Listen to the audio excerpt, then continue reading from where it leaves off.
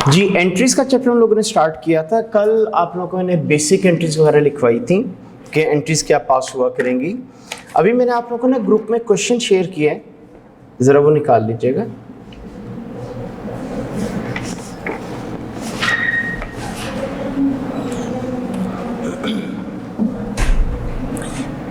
जी तो क्वेश्चन 1 देखिएगा इसका। कह रहे हो नवंबर 1 the factories trial balance show the following. अच्छा अब कह रहे हैं कि अच्छा ये जो क्वेश्चन है फैक्ट्री लेजर जनरल लेजर का है, लेकिन बेसिक एंट्रीज इसकी भी होती हैं, तो हम इसकी ना फिलहाल बेसिक एंट्रीज पढ़ेंगे। उसने आपको एक ट्रायल बैलेंस बना के दिया जिसमें उसने फिनिश गुड्स का balance, work in process, material, general ledger. कह रहे for November following transactions occurred.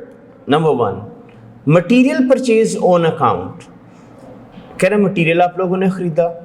आगे आप कह रहे direct material 22,000 were requisition along with indirect material 6,500 and 2,500 for supplies. कह रहे कि आप लोगों ने डायरेक्ट मटीरियल भी इशू किया, इनडायरेक्ट भी मटीरियल इशू किया और सप्लाईज भी इशू की। सप्लाईज होता है जो इंटरनली चीज़ें कंज्यूम कर जानी होती हैं, ठीक है, तो ये भी आप लोगों की इनडायरेक्ट मैन्युफैक्चरिंग कॉस्ट होती है, मतलब ये भी एफओएच का ही पार्ट होता है। नेक्स्ट कह रहा है total payroll was 30,000। Home office prepaid the payroll and deduct 6.5% provident fund and 10% for income tax. Liability for employer contribution is kept at home office books, provident fund at 6.5%, social security fund 2%, gratuity 5%। Payroll consisted of office salary 3,000, sale salary 8,000, indirect labour 4,000 and direct labour 15,000। आगे आप कह रहे factory overhead is applied at 110% of direct labour cost. आगे आप कह रहे material costing 275 were defective and were return to supplier. फिर कह रहे payment made to vendor on account. Various overhead total 2,000 including charge of depreciation और machinery. Work in process closing उसने आपको बता दिया। अच्छा क्लोजिंग बैलेंस की कोई एंट्री होती है लेजर के ओपनिंग या क्लोजिंग बैलेंस की? नहीं, कोई एंट्री नहीं होती। अब मसला फिर उसने ये क्यों बताया? देखिए अगर आप लोगों ने लाख रुपए कॉस्ट लगाई चीजें बनाने के लिए और आप लोगों को मैं कहूँ यार 10,000 की इनकम्प्लीट रह गई हैं, ऑल्टरनेटिवली मैं आप लोगों को क्या कहना चाह रहा हूं कि बाकी 90,000 की कंप्लीट हो गई होगी, तो 10,000 की तो कोई एंट्री नहीं बनती, बट कंप्लीशन की एंट्री तो होती है ना। तो इसका मतलब आप लोगों को कंप्लीशन के लिए वो हिंट दे रहा है कि यानी कंप्लीशन की एंट्री आप लोग पास कर सको। आगे कह रहे goods costing 45,000 were sold for 65,000। कह रहे 45,000 वाली चीजें 65,000 में बेची, तो कॉस्ट ऑफ सेल की भी बता दी और सेल की फिगर भी बता दी। अच्छा उसने तो एंट्रीज पूछी हुई थी आप लोगों से फैक्ट्री लेजर और जनरल लेजर की, लेकिन आज हम लोग वो जो कल बेसिक एंट्रीज आपने पढ़ी थी ना वही पास करते हैं इसकी।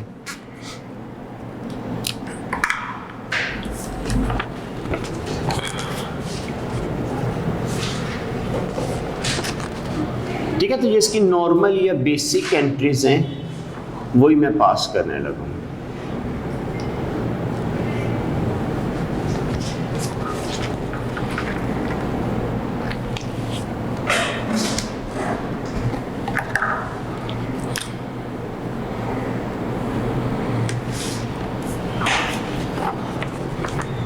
जी तो पॉइंट नंबर ए कह रहे मटीरियल परचेज्ड ऑन अकाउंट, क्या एंट्री बनेगी इसकी?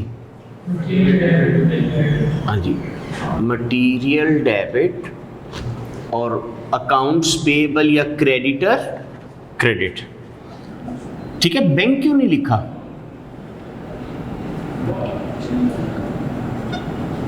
उसने आपको क्या ऑन अकाउंट खरीदा है, ऑन अकाउंट मीन क्रेडिट पे खरीदा है।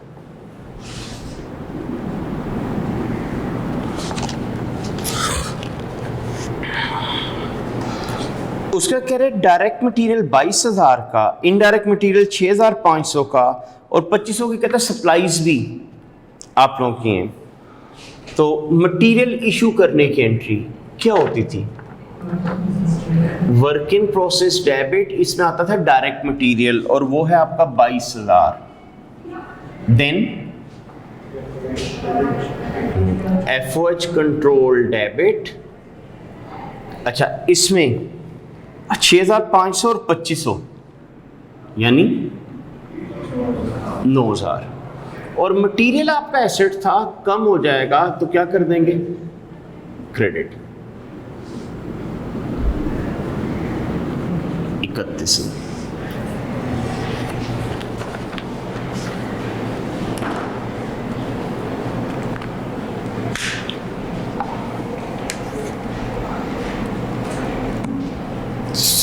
सी,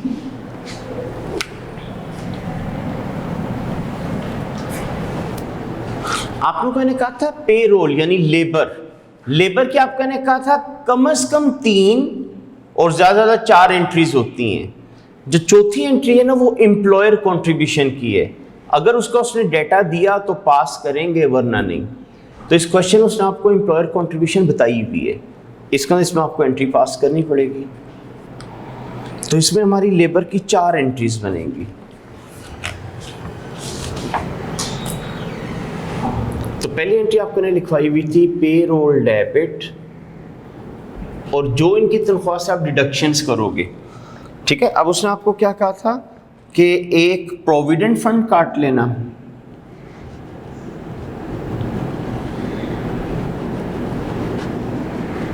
और एक इन तनख्वाह से इनकम टैक्स काट लेना। तो बाकी फिर आपको एक्रू करना पड़ेगी।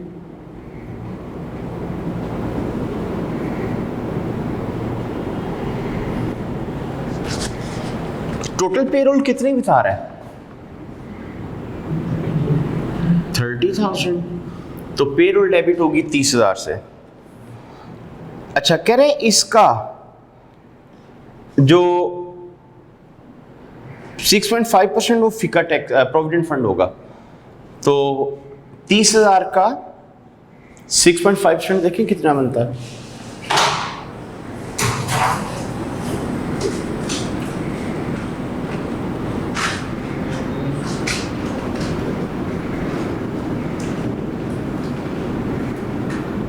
$1950।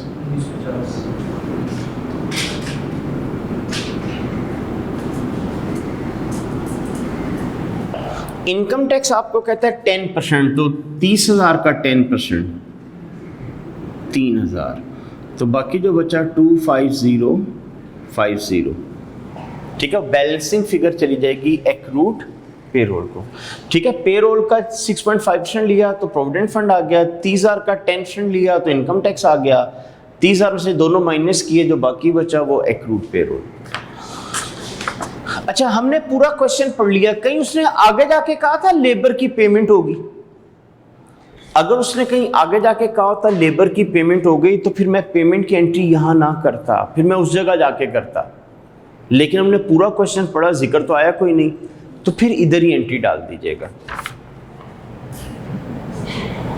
अब जब लेबर की पेमेंट करोगे क्या एंट्री बनेगी, एक्रूड पेरोल डेबिट और बैंक क्रेडिट।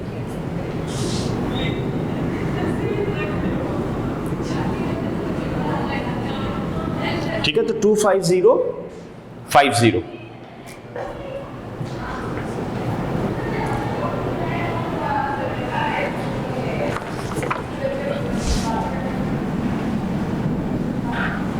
अब नंबर 3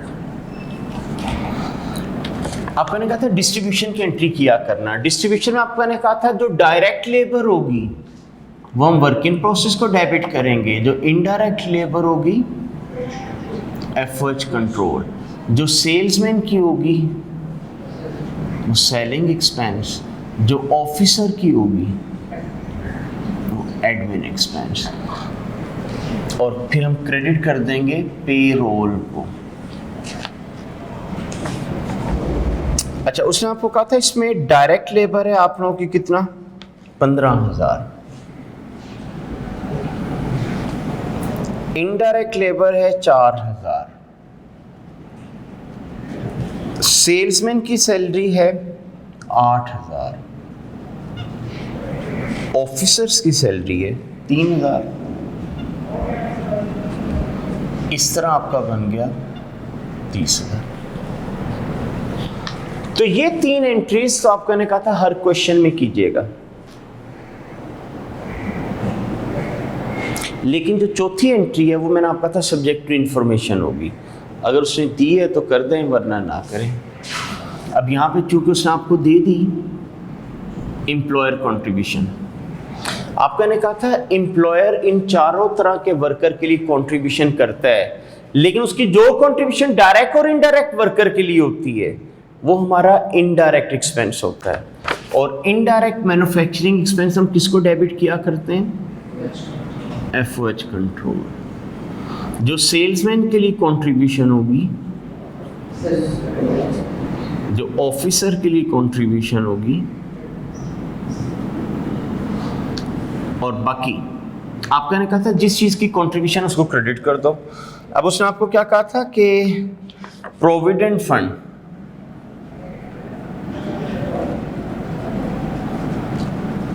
ये क्रेडिट हो जाएगा, सोशल सिक्योरिटी फंड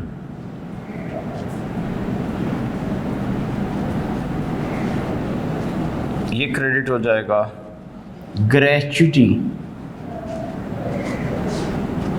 ये क्रेडिट हो जाएगा। आपका ने कहा था अक्सर जो गलती होती है ना आप लोगों से लेबर के अंदर होती है, और लेबर में भी अक्सर इस वाली एंट्री में होती है। अब 3 चीजें डेबिट में आ रही, 3 क्रेडिट में आ रही। एक तरीका मैं कैलकुलेटर पे वैल्यू निकाल के लिखता जाऊं, लेकिन जो वर्किंग के 2-3 नंबर होंगे वो आप लूज करते होगे। दूसरा तरीका इसकी हम वर्किंग करते हैं ताकि वर्किंग के नंबर भी आ जाए और ये आराम से इनकी फिगर्स भी पता चल जाएं। तो एक खास पैटर्न पे हम इसकी ना वर्किंग कर दिया करते हैं। तो अब हम जरा वो वर्किंग करके देख लेते हैं। तो आप लोगों ने एक टेबल बना लिया करो,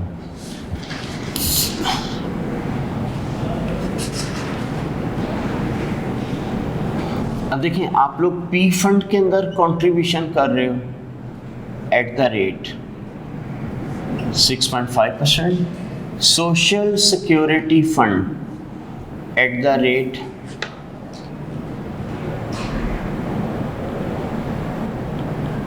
2%, और ग्रेच्युटी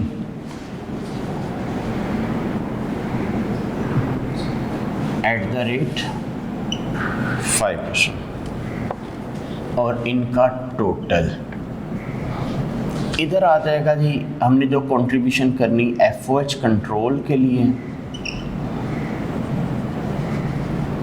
सेलिंग एक्सपेंसेस के लिए, एडमिन एक्सपेंसेस के लिए, और फिर उनका टोटल।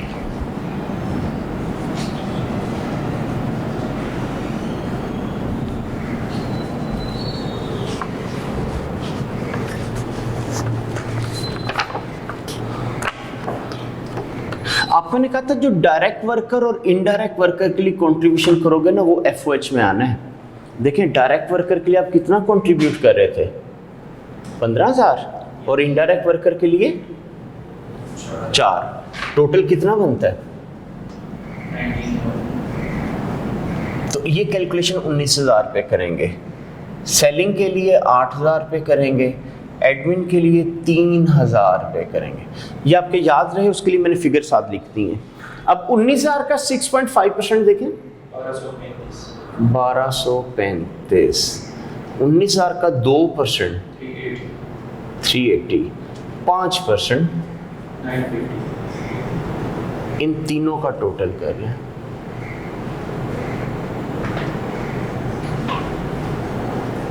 तो 2575 6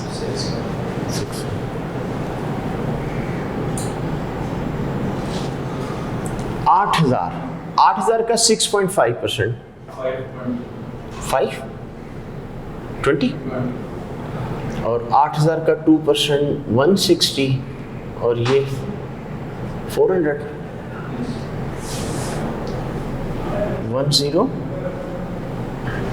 1080।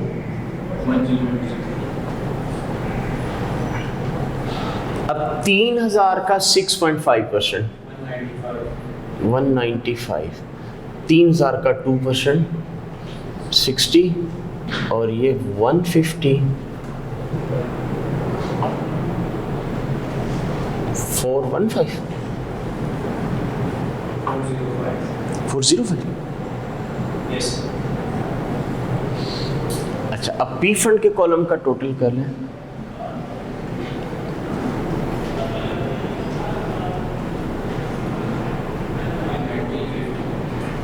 $1950।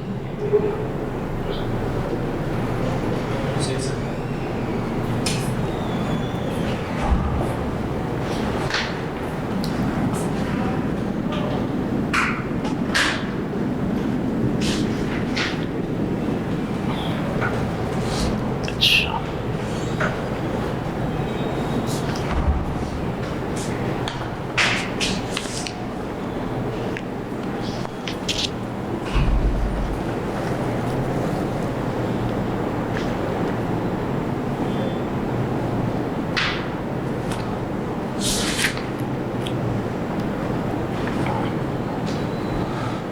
अब जरा देखें एफओएच के सामने टोटल कितना बना आपका। तो एफओएच के सामने आप लिख लो 2565। सेलिंग के सामने टोटल कितना आया, तो 1080। एडमिन के सामने 405। पी फंड के कॉलम का टोटल और सोशल सिक्योरिटी, सिक, ग्रेजुटी, तो ये इसकी एंट्री होगी।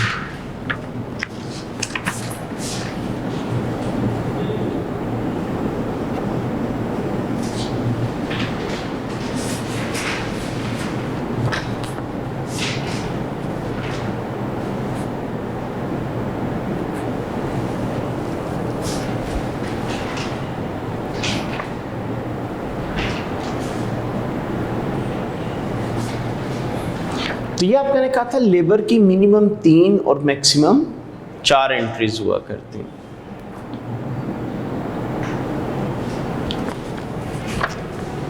नंबर डी में आपको कह रहा है factory overhead is applied at 110% of direct labour cost. कह रहा है लेबर का 110% एफओएच होगा। तो work in process debit FOH applied या कंट्रोल क्रेडिट। अब डायरेक्ट लेबर हमारी कितनी थी, 15,000। तो आप 15,000 का 110% ले लें तो 16,500।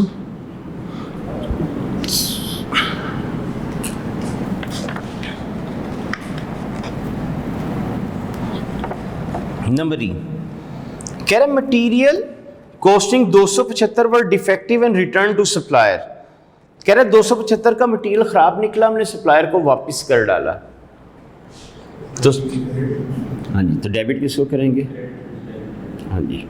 अब वहाँ पे क्योंकि मैंने अकाउंट्स पेबल लिख दिया था तो अकाउंट पेबल डेबिट और मटीरियल क्रेडिट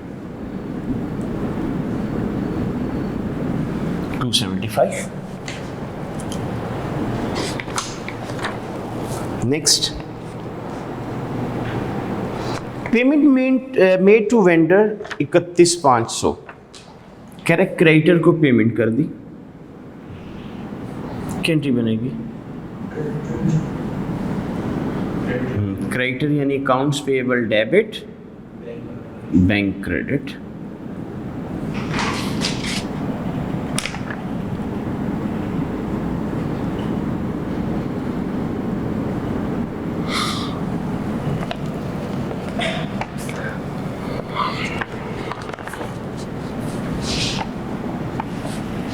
नंबर जी कह रहे various FOH total 2000 including 400 depreciation. कह रहे मेरे ना डिफरेंट एफओएच हैं, टोटल 2000 के हैं, इसमें 400 रुपए की तो डेप्रिसिएशन है। एफओएच आपका एक्सपेंस है, इंक्रीज होगा तो डेबिट हो जाएगा 2000। अच्छा, जब डेप्रिसिएशन लेते थे फैक्ट्री एसेट्स पे तो कल क्या एंट्री पड़ी थी, हाँ, तो एक्यूमुलेटेड एब्सेंट क्रेडिट, ठीक है, तो इसका मतलब आप लोगों को क्रेडिट किसको करना चाहिए? Accumulated absent. तो 400 रुपये उसने का डेप्रिसिएशन है, तो बाकियों की पेमेंट कर दी होगी। अगर पेमेंट कर दी है तो बैंक लिख दो, और अगर आप समझते अभी मैंने पे नहीं किए तो अकाउंट्स पेएबल लिख दो, बैलेंसिंग फिगर, ठीक है। उसने कहा टोटल 2000 के एफओएच हैं जिसमें 400 की डेप्रिसिएशन है, तो बाकी 1600 की या पेमेंट की होगी या अभी पे करने होंगे, तो ये इसकी एंट्री बन जाएगी।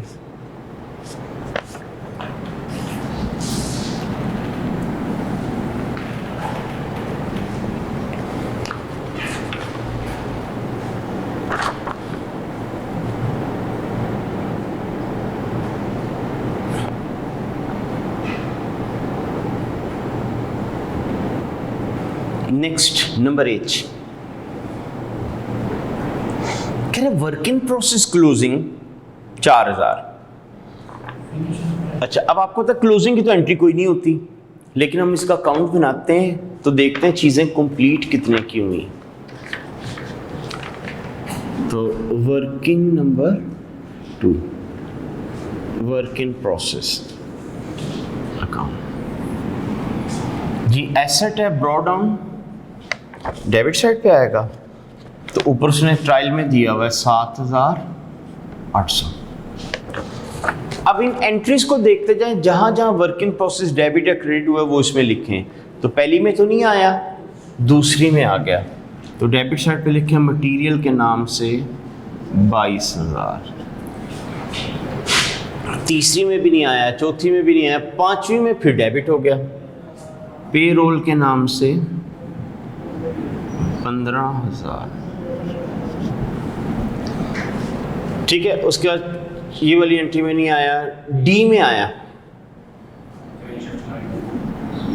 एफओएच कंट्रोल के नाम से 16,500, जी और तो कोई नहीं था। हाँ, अब उसने मैं कैरी डाउन इसका बता दिया, कह रहा कितना कैरी डाउन बचा हुआ है? 4000।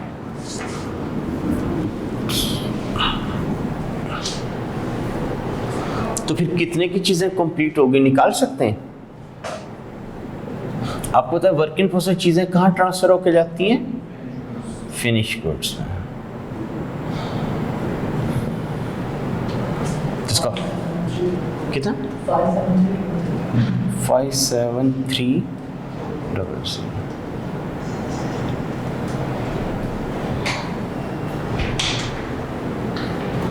तो अब इसकी कंप्लीशन की एंट्री डाल देते हैं।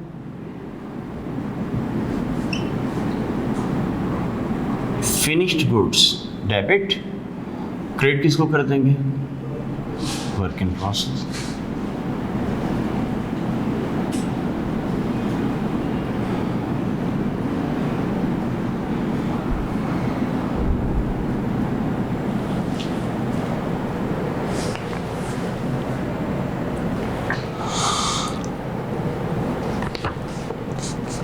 जी कह रहे goods costing 45,000 were sold for 65,000। तो कॉस्ट ऑफ सेल की एंट्री क्या होती थी? कॉस्ट ऑफ सेल्स डेबिट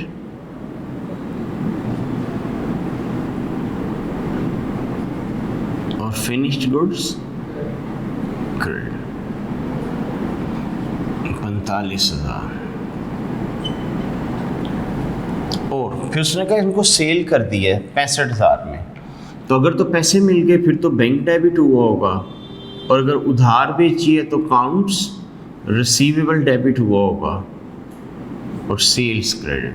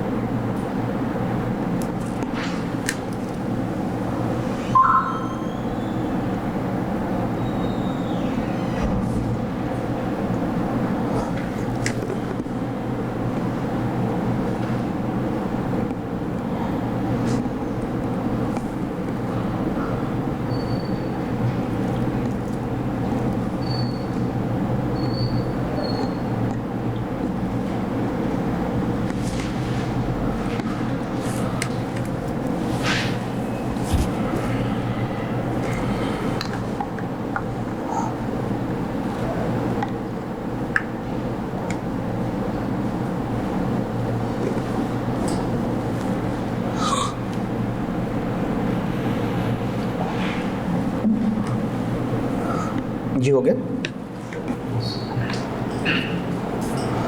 अच्छा, इससे मिलता जुलता जरा क्वेश्चन 2 पहले जरा वो निकाल दें। आपको उसने ट्रायल बैलेंस दिया जिसमें finish goods, work in process, material, general ledger, कह रहा अगर दिसंबर में ये ट्रांजैक्शन हुए,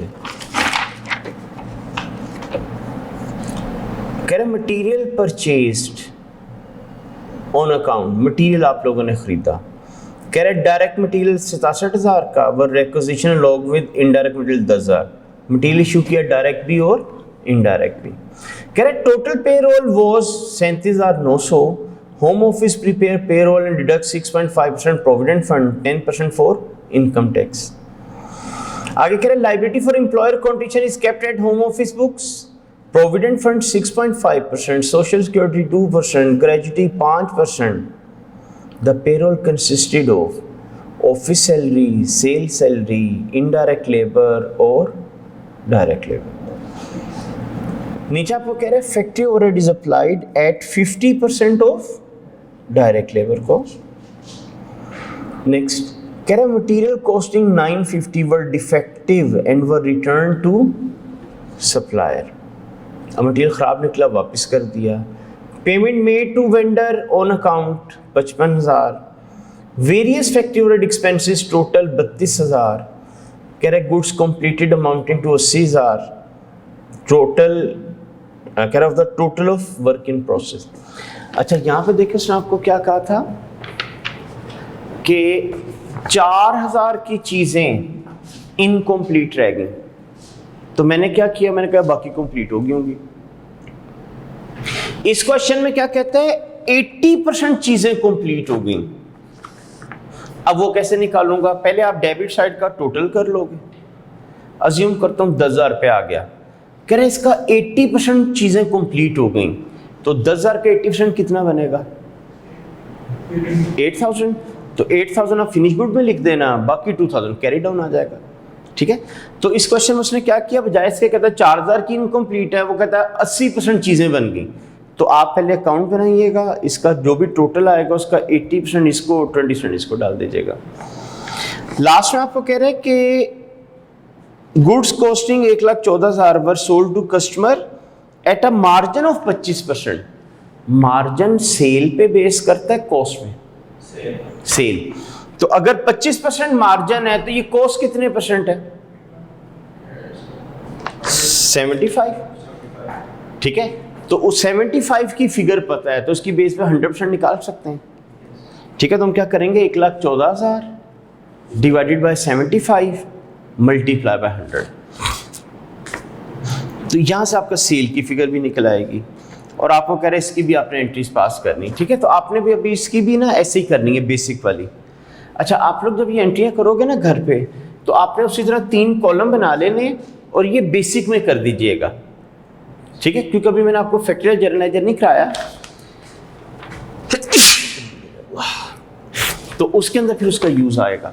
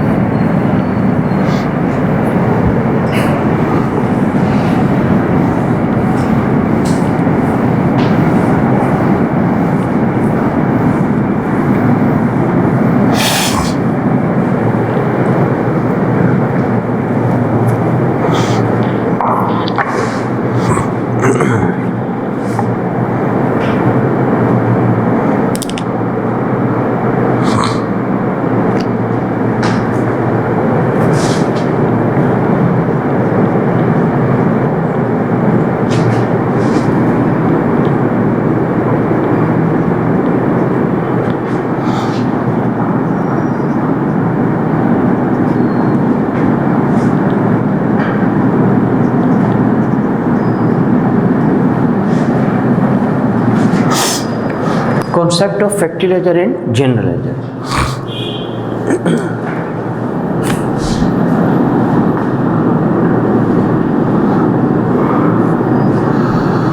फर्ज करें आप लोगों का हेड ऑफिस है लाहौर में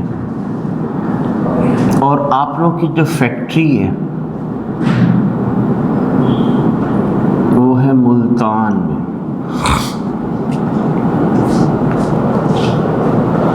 ठीक है, हेड ऑफिस आपका लाहौर में और फैक्ट्री आपकी मुल्तान में। क्या लाहौर ऑफिस के लिए हर वक्त मुल्तान का डाटा अपडेट रखना पॉसिबल होगा कि अभी कितना मटेरियल इस्तेमाल कर लिया, कितना बचा हुआ है, लेबर कितनी लग गई वगैरह वगैरह? नहीं। तो ऐसी सूरत में हम क्या करते हैं, हम लोग जो है फैक्ट्री को कह देते हैं कि जिन चीज़ों का ताल्लुक आपसे है उसकी रिकॉर्डिंग आप कर लो, बाकी हम खुद कर लेंगे। तो फिर आपके ना रिकॉर्ड्स दो पार्ट्स में एलोकेट हो जाते हैं। एक वो बुक्स ऑफ अकाउंट जो हेड ऑफिस में बन रही होती है और एक वो बुक ऑफ अकाउंट जो आपकी फैक्ट्री में बन रही होती है। जो हेड ऑफिस में बन रही होती है उसको हम कह देते हैं जनरल लेजर, और जो फैक्ट्री में बन रही होती है उसे हम कह देते हैं फैक्ट्री लेजर।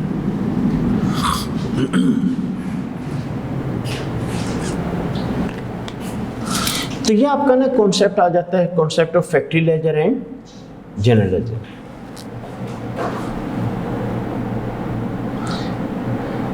अब हेड ऑफिस में किस किस चीज का रिकॉर्ड होगा, ये तो एक लंबी चौड़ी लिस्ट है, यानी ना मुकम्मल होने वाली लिस्ट है। लेकिन फैक्ट्री का ताल्लुक गिनती की चीजों से होता है। अगर आपको ये पता हो ना कि कौन कौन सी हैं तो आप आराम से फैक्ट्री जनरल लेजर की एंट्रियां कर जाओगे। तो इसका मतलब हमें कुछ पता होना चाहिए। क्या पता होना चाहिए कि अकाउंट्स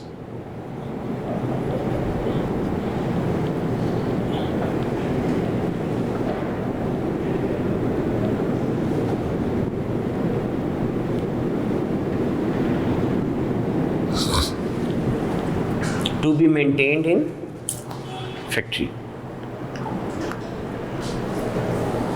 अच्छा, आपके नजदीक किस किस चीज का ताल्लुक फैक्ट्री से बनता है? मटीरियल, ठीक है, और एफओएच, ये भी ठीक है।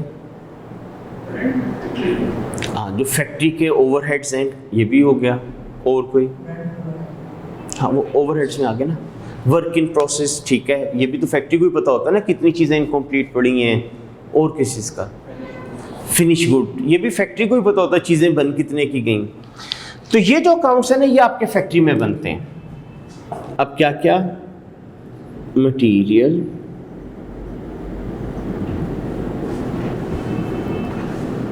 फैक्ट्री पेरोल,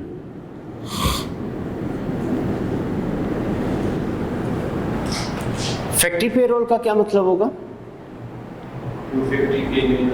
हाँ, जो फैक्ट्री की लेबर है।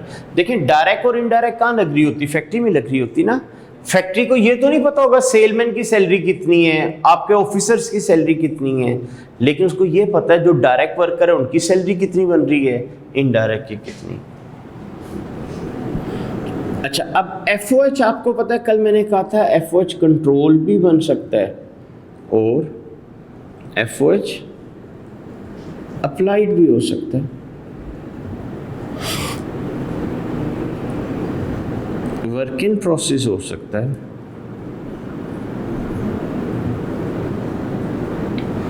और फिनिश गुड।